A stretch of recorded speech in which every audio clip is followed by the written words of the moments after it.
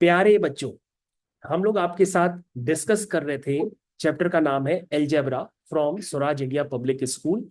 Book name is ICSC understanding mathematics class 6। हमारे साथ और भी बच्चे बैठे हुए हैं। हम लोग ने आपके साथ डिस्कस की थी एक्सरसाइज 9.3 और काफी सारे एक्सरसाइज के क्वेश्चंस भी हम लोग ने कर लिए थे। हम लोग 9.3 का फर्दर कंटिन्यूएशन करते हैं फ्रॉम क्वेश्चन नंबर 10। हमारे साथ काफी सारे बच्चे बैठे हुए हैं, जिसमें वल्लिका है, दीप है, कुंवर है, साइशा है, और कौन कौन से बच्चे हैं, कायरा है। काफी सारे बच्चे बैठे हुए हैं, इन्हीं के साथ हम लोग यहाँ पे कंटिन्यू करते हैं। तो यहाँ पर जब हम लोग कंटिन्यू करेंगे तो सबसे पहले आपके साथ स्क्रीन भी शेयर करेंगे। तो ये हमने आपके साथ स्क्रीन शेयर कर दी। यानी जो भी बच्चे हमारे साथ ऑनलाइन भी बैठेंगे कहीं से भी, यानी दुनिया के किसी भी कोने से, चाहे आप दुबई में हो, चाहे आप सिंगापुर में हो, चाहे आप मॉरिशस में हो, चाहे आप श्रीलंका में हो, कहीं से भी हो, आप इन क्लासेस को वहां से लाइव भी देख सकते हैं। तो यहां से आपने स्टार्ट किए एक्सरसाइज 9.3। तो 9.3 एक्सरसाइज मैंने आपके साथ स्टार्ट कर दी है। तो सबसे पहले बच्चों, जैसा कि आप जानते हैं कि हम लोग डिस्कस करने वाले हैं क्वेश्चन नंबर 10। चलिए भाई, स्टार्ट करते हैं विद क्वेश्चन नंबर 10 के साथ। तो क्वेश्चन नंबर 10 सबसे पहले पढ़ते हैं, क्या लिखा है। लिखा है identify which of the following algebraic expression are polynomial, if so write their degree. तो बच्चों, फर्स्ट इक्वेशन है आपकी 2/3 x² -5/7 x -1/4। अच्छा बच्चों, सबसे पहले हम इसमें फर्दर इंफॉर्मेशन भी कलेक्ट कर लेते हैं। इसमें नंबर ऑफ टर्म्स कितने, एक टर्म है, दो टर्म है, तीन टर्म है। तो नंबर ऑफ टर्म्स तो 3 है। जब नंबर ऑफ टर्म्स 3 होती हैं तो वैसे हम इसको कहते क्या है, इसको हम लोग कहते हैं ट्राइनोमियल। क्या कहते हैं इसको, ट्राइनोमियल भी कह सकते हैं। लेकिन अभी हमको ये नहीं बताना है, हमको तो ये बताना है कि भैया ये पॉलिनोमियल है कि नहीं। तो पॉलिनोमियल के लिए बेसिकली आपको देखना होता है कि यहां पर जो वेरिएबल होता है, जैसे आपको दिखाई दे रहा होगा कि यहां पे वेरिएबल क्या है, x²। यहां पे वेरिएबल क्या है, x। कांस्टेंट क्या है, 2/3। यहां पे कांस्टेंट क्या है, -5/7। यहां पे कांस्टेंट क्या है, -1/4। तो वेरिएबल बच्चों यहां पर क्या है, x। तो आपको देखना है कि ये पॉलिनोमियल अगर है तो इसकी डिग्री वगैरह आपको देखनी पड़ेगी। तो बच्चों, आपको देखना पड़ता है कि जो वेरिएबल की हाईएस्ट पावर होती है उसी को हम कहते हैं इस पॉलिनोमियल की डिग्री। तो बच्चों, यहां पे वेरिएबल क्या है, x। यहां पर उस x की पावर क्या है, कहोगे सर यहां पर x की पावर 1 है और सर यहां पर x की पावर 2 है। तो हाईएस्ट पावर क्या है, 2 है। तो जो बच्चों हाईएस्ट पावर 2 है तो इसकी डिग्री क्या होगी, 2। और ये पॉलिनोमियल है कि नहीं है, कहोगे yes, yes it is polynomial.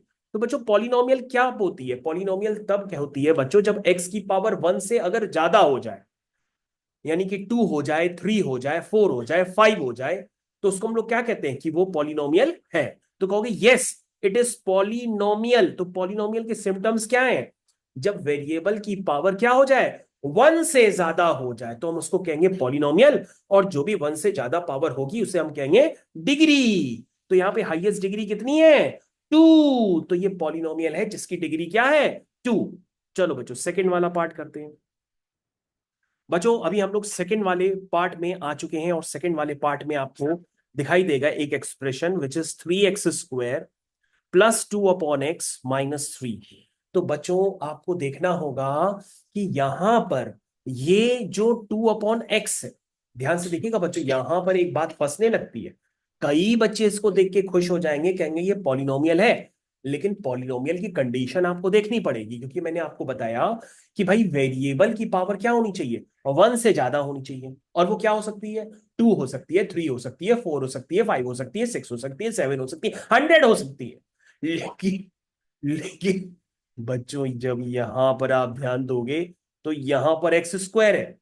बच्चों, ये जो अपॉन वाला x है ना, ये अपॉन वाला x जब ऊपर आएगा तो इसमें x की पावर क्या हो जाती है, -1 हो जाती है। क्योंकि बच्चों अगर लिखा हो 1/x² तो ये ऊपर आएगा तो x की पावर क्या हो जाती है, -2 हो जाती है। तो जैसी x की पावर अगर निगेटिव हो जाए या x की पावर कोई फ्रैक्शन हो जाए, जैसे 1/2, 1/3, 2/3, तो समझ लेना फिर वो पॉलिनोमियल नहीं है। क्या है, पॉलिनोमियल नहीं है। तो ये पॉलिनोमियल क्यों नहीं है? क्योंकि यहाँ पे एक्स की पावर क्या हो गई है, -1, जिसकी वजह से ये पॉलिनोमियल नहीं है। तुम अपना आंसर क्या लिखोगे?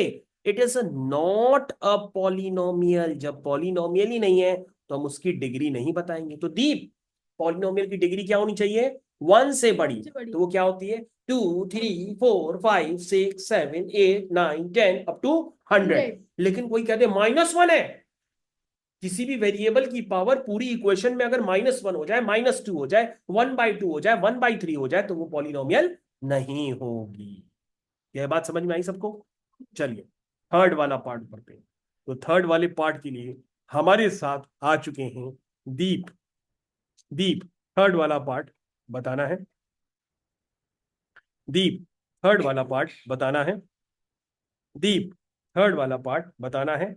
लिखा है x² -2/3 x की पावर 7 -5x की पावर 8। बच्चों, कौन बताएगा ये पॉलिनोमियल है कि नहीं?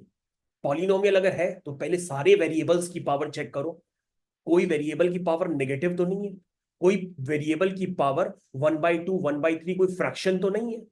क्या सारे वेरिएबल्स की पावर 1 से बड़ी है कि नहीं? कहोगे सर चेक करते हैं। सर ये वेरिएबल है, इसकी पावर 2 है। अरे 2 तो 1 से बड़ा होता है। सर ये वेरिएबल है, इसकी भी पावर क्या है? 1 से बड़ी है। क्या है? 7। अरे सर वाह, ये भी 1 से बड़ी है। सर ये भी वेरिएबल है, इसकी भी पावर 1 से बड़ी है। दैट मीन्स ये भी 1 से बड़ी, ये भी 1 से बड़ी, ये भी 1 से बड़ी। इसका मतलब ये पॉलिनोमियल है। और इसकी हाईएस्ट डिग्री क्या है? 8, 7, 2 में हाईएस्ट क्या होता है? 8। तो sir yes, it is polynomial. Yes, it is polynomial.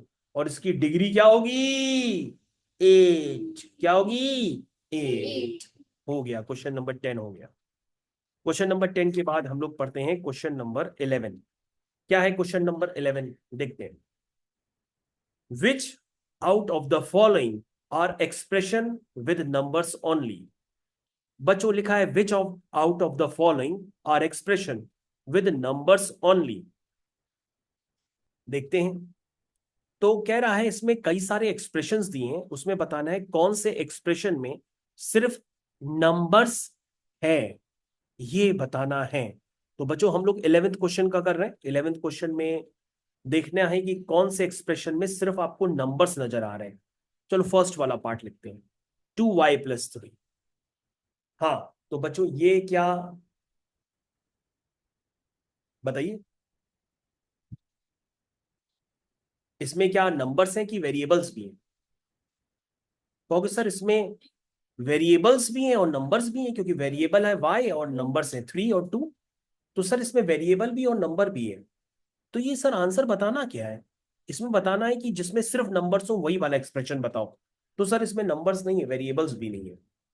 इसमें सर नंबर्स तो है ही, वेरिएबल्स भी। तो सर ये आंसर नहीं हो पाएगा, क्योंकि इट कंटेन्स, इसमें क्या है? Numbers and variables both. इसमें क्या है? It contains numbers and variable both. ठीक है, तो ये बच्चों आंसर नहीं हुआ। सेकेंड वाला, सेकेंड वाला 7 × 20 -8z। तो क्या इसमें सिर्फ नंबर्स हैं एक्सप्रेशन में?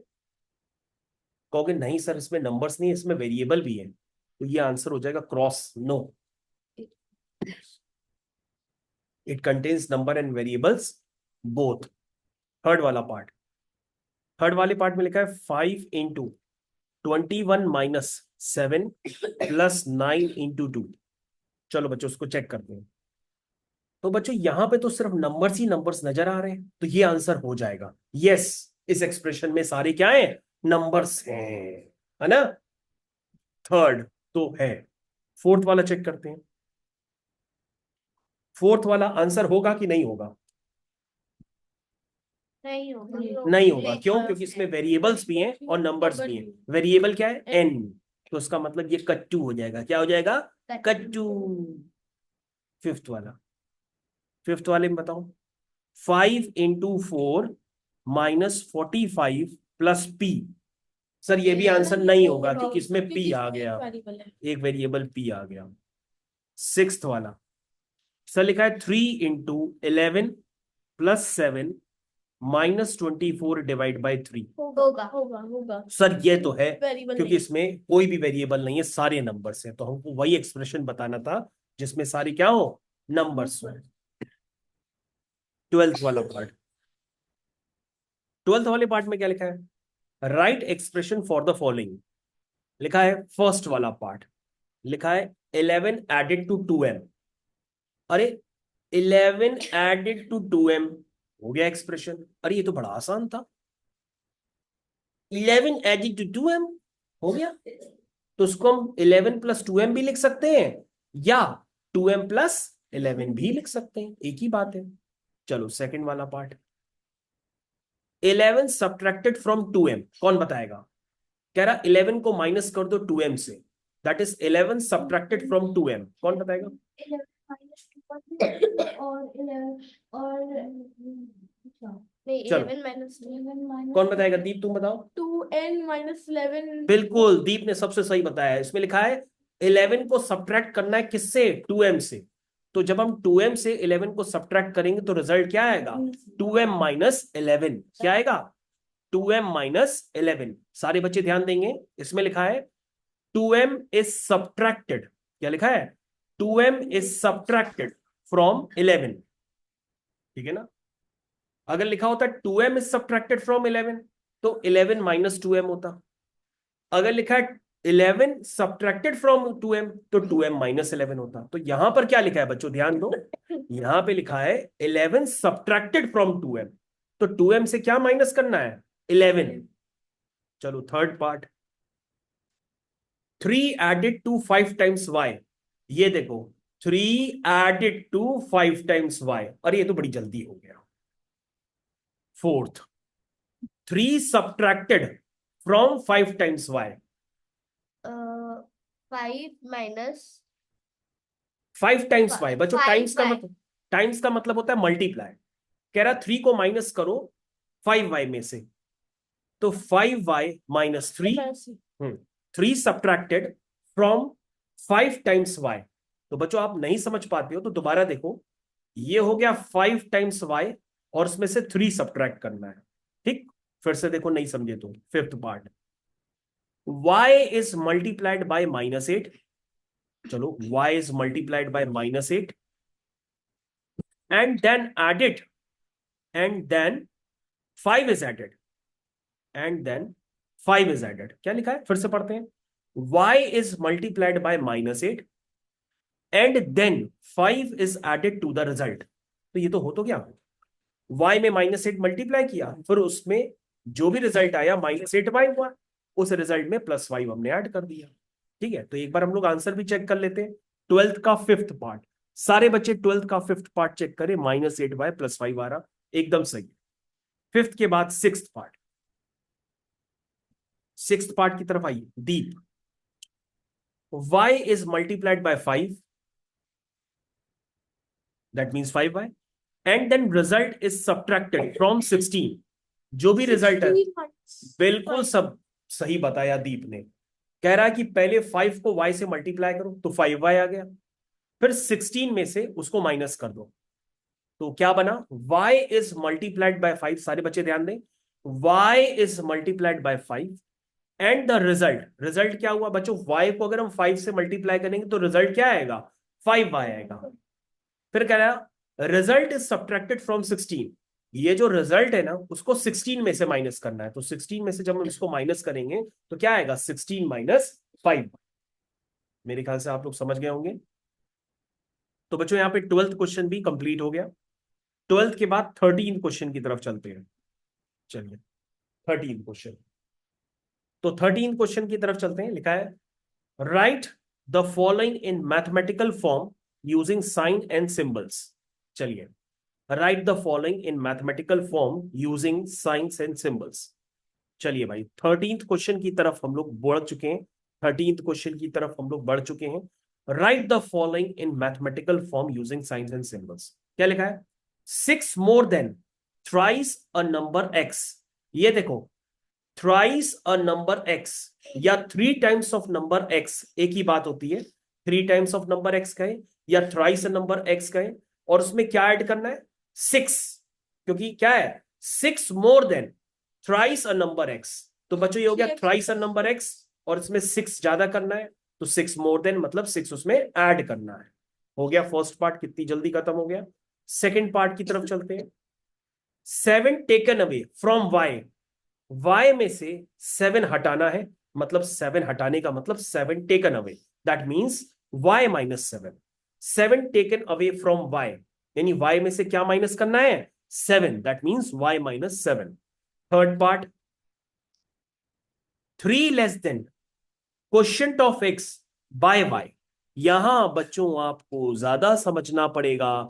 13 के थर्ड पार्ट क्या लिखा है? Quotient of X by Y. कभी भी बच्चों लिखा जाए ना quotient of X by Y, that means X को वाई से डिवाइड करना है। क्या लिखना है? Quotient of X by Y. Quotient of X by Y का मतलब क्या हुआ कि आप एक्स को किससे डिवाइड करेंगे? वाई से।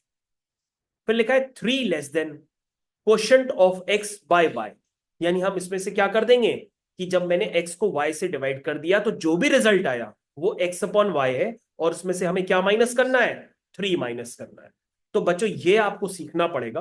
कभी भी लिखा हो quotient of X by Y, that means उसका मतलब होता है एक्स अपॉन वाई, और उसमें से क्या माइनस करना है? 3। तो हो जाएगा एक्स बाय वाई -3। ये बच्चों हो गया क्वेश्चन नंबर 13। क्वेश्चन नंबर 14 की तरफ चलते हैं। 14 में क्या लिखा हुआ है? फ्रॉम, ध्यान से सुनिएगा, फॉर्म 6 एक्सप्रेशंस, फॉर्म 6 एक्सप्रेशन, यानी कि 6 एक्सप्रेशन आपको बनाने using T and 4, use not more than 1 number operation and every expression must have T in it. कह रहा टी और 4 को यूज करके आपको एक्सप्रेशंस बनाने हैं। तो तुम क्या करोगे? तुम कहोगे सर टी में 4 को ऐड भी कर सकते हैं, टी में 4 को सब्ट्रैक्ट भी कर सकते हैं, 4 में से टी को भी सब्ट्रैक्ट कर सकते हैं, 4 में टी को भी मल्टीप्लाई कर सकते हैं, टी को 4 से भी डिवाइड कर सकते हैं, 4 को टी से भी डिवाइड कर सकते हैं। तो क्या करना था? 4 और टी को यूज करके तुम्हें एक्सप्रेशन बनाने थे। कितने? 6 एक्सप्रेशन। तो टी में 4 को ऐड भी कर सकते हैं, टी में 4 को सब्ट्रैक्ट भी कर सकते हैं, 4 में से टी को भी सब्ट्रैक्ट कर सकते हैं, 4 को टी से मल्टीप्लाई कर सकते हैं, टी को 4 से डिवाइड भी कर सकते हैं, 4 को टी से भी डिवाइड कर सकते हैं। तो 6 एक्सप्रेशन बन। तो टी और 4 को यूज करके मैंने 6 एक्सप्रेशन बना लिए। 15th क्वेश्चन की तरफ बढ़ते हैं। 15th क्वेश्चन लिखा है a student scored x marks in English but teacher deducted 5 marks for bad handwriting. अरे कह रहा है एक बच्चे को कितने नंबर मिले इंग्लिश में? x, लेकिन टीचर में उसने से कितने नंबर काट लिए? 5। तो उसके नंबर कितने बचे? x -5। कितना आसान क्वेश्चन था ना। x नंबर मिले थे, 5 नंबर कम हो गए क्योंकि उसने अच्छी राइटिंग थी नहीं कुंवर की तरह। तो कितने हो गए? x -5। 16 पे लिखा है Raju father age is 2 years more than 3 times Raju age. चलो बच्चों 16th क्वेश्चन की तरफ हम लोग आ चुके हैं। 16th क्वेश्चन पढ़ते हैं। कह रहा Raju father age is 2 year more than, कह रहा राजू के पिता की जो एज है वो 2 साल ज्यादा है किससे? 3 टाइम्स राजू की एज से। और राजू की एज कितनी है? वाई। अगर राजू की एज वाई है तो 3 टाइम्स ऑफ राजू की एज कितनी हुई? 3y। अगर राजू की एज y है तो राजू की एज का 3 टाइम्स कितना हुआ? 3y। और राजू के फादर की एज क्या है? राजू की एज के 2 साल ज्यादा, 2 years मोर। बच्चों क्वेश्चन में एक बार तुम्हें दोबारा पढ़ता हूं, आप दोबारा ध्यान दीजिए। मैं क्वेश्चन नंबर 16 को रिपीट कर रहा हूं। लिखा है उसमें Raju father age is 2 years more than 3 times of Raju age. Raju present age y years, what is father age? तो कह रहा है कि राजू की एज कितनी है? y years। तो राजू की एज का y years अगर गिवन है हमारे पास, तो अगर हम उसका 3 टाइम्स करेंगे तो क्या हो जाएगा? 3y। ये किसकी एज हो गई? 3y। ये किसकी एज हो गई? बताओ राजू। भाई। राजू की प्रेजेंट एज कितनी है? y। लेकिन फादर की एज कितनी है? जब राजू की एज में 3 मल्टीप्लाई करते हैं और उसमें 2 ऐड कर देते हैं तो ये किसकी एज आ जाती है? राजू के फादर की। फिर से सुनो भाई, राजू की प्रेजेंट एज वाई है, लेकिन जैसे ही हम उसमें 3 मल्टीप्लाई करते हैं और 2 ऐड कर देते हैं तो ये किसकी एज आ जाती है? फादर की। राजू के पापा। राजू के पापा का नाम क्या है?